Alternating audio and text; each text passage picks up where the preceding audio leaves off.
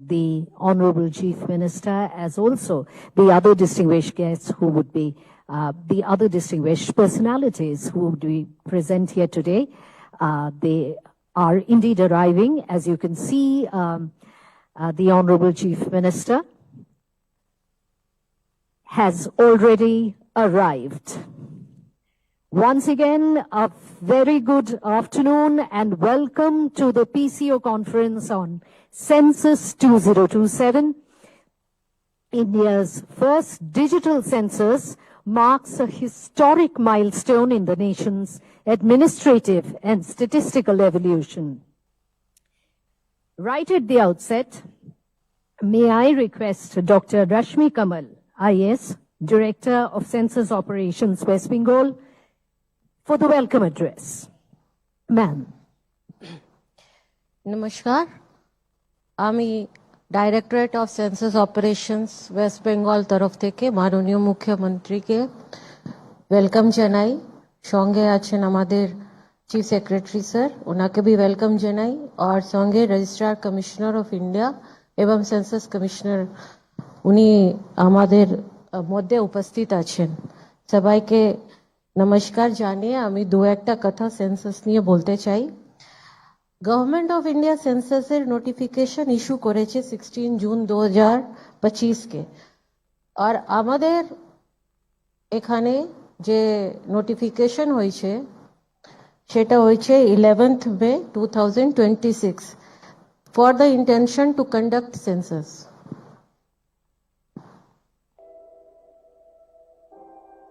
At present সব স্টেটেই কিন্তু আমাদের একটা ছোট আমরা ক্লিপ দেখাচ্ছি। हर दरवाजे के पीछे एक कहानी छुपी होती है, लेकिन हर कहानी इतनी आसान नहीं होती कि नजर आ जाए, और कुछ इतनी दूर होती हैं कि उन तक पहुंचना लगभग नामुमकिन सा लगता है।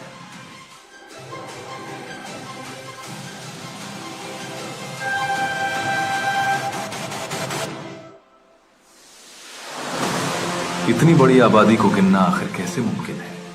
इस विशाल देश में हर एक इंसान को शामिल करना, फिर भी हम रुकते नहीं।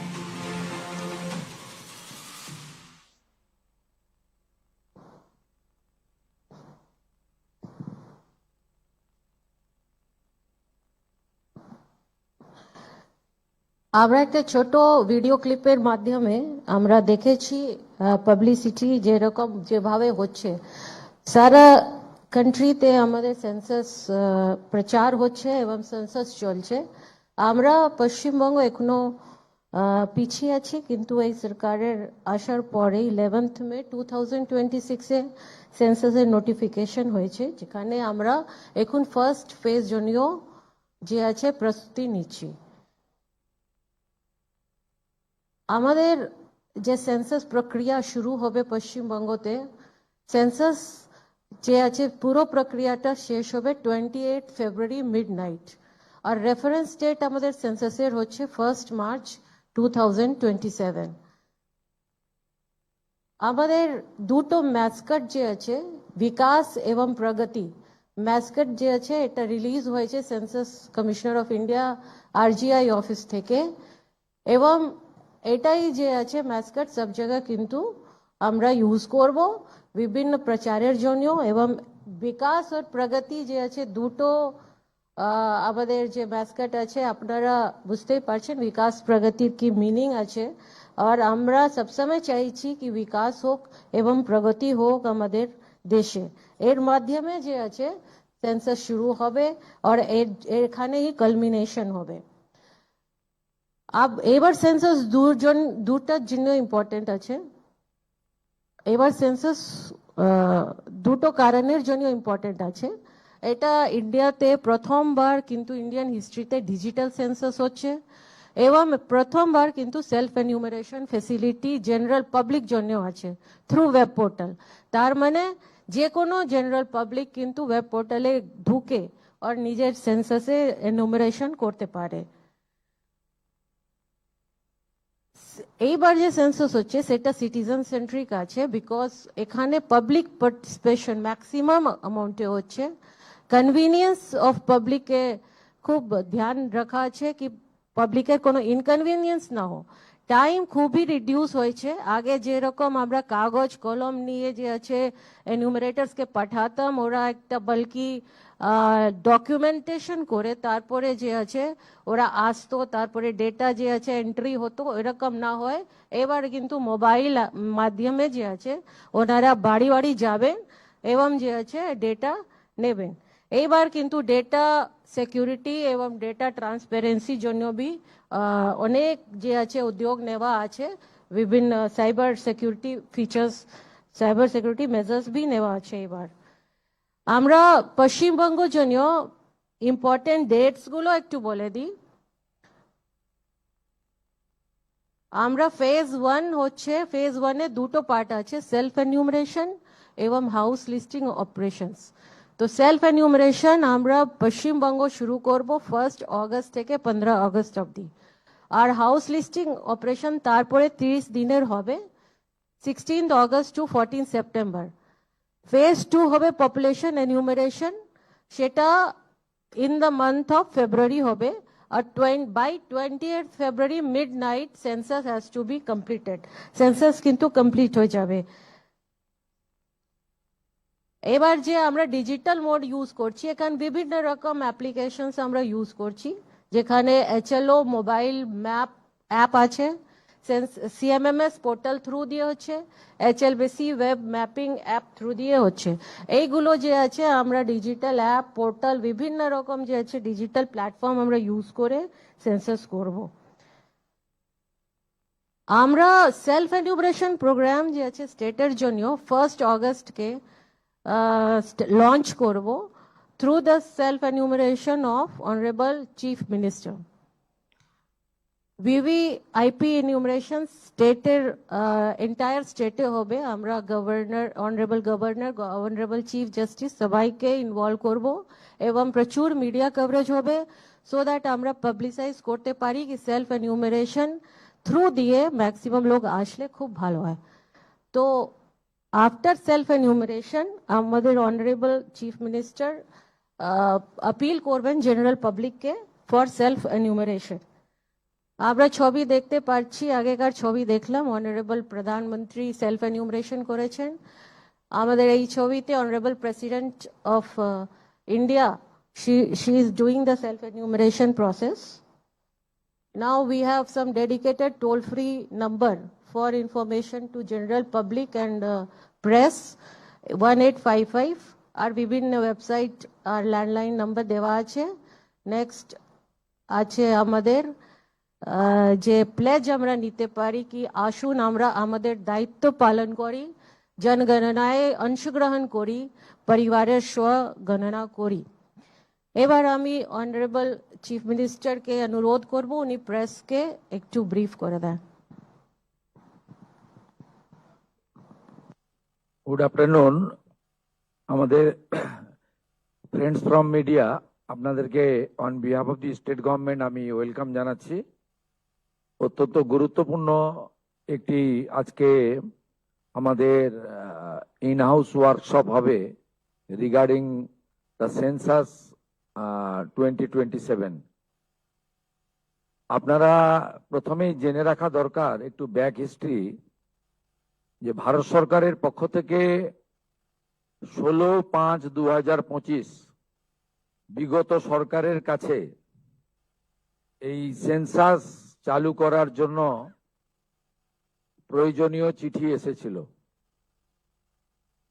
আমি ইস্যুটাকে পলিটিসাইজ করব না, it's a great unfortunate that the then state government did not responded.